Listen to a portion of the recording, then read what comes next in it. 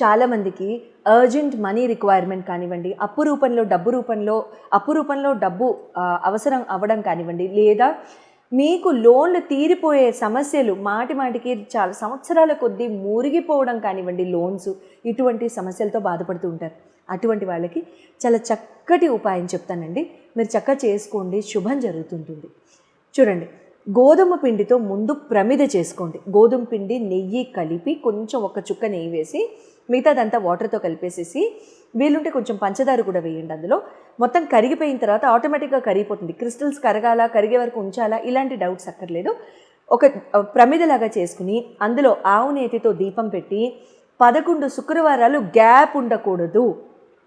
11 శుక్రవారాలు గ్యాప్ లేకుండా మీ ఇంట్లో ఆగ్నేయం మూల, సౌత్ ఈస్ట్ మూల పెట్టుకోండి. ఆగ్నేయం మూల జనరల్గా కిచెన్స్ ఉంటాయి కాబట్టి గ్యాస్ పైపులు, గ్యాస్ సిలిండర్లు జాగ్రత్త.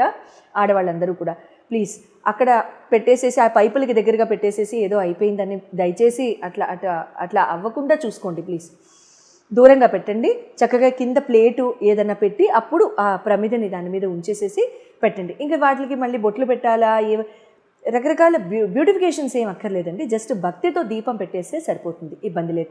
11 శుక్రవారాలు గ్యాప్ లేకుండా రావాలి సుమా.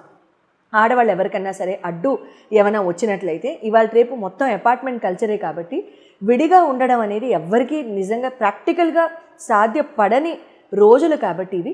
మీ ఇంట్లో మగవాళ్ళతో అయినా ఆ టైంలో పెట్టించేసేసుకోండి. మీరు ఆ టైంలో ఆ దీపం వెలుగుతున్నప్పుడు మాత్రం ఆ దరిదాపుల్లోకి వెళ్లకుండా చూసుకోండి. అలా 11 శుక్రవారాలు గ్యాప్ రాకూడదు. గ్యాప్ రాకుండా ఉండాలి అంటే ఏ శుక్రవారం కూడా మీరు ఇల్లు దాటి ప్రయాణం చేయకూడదు. అలా చేసుకోండి.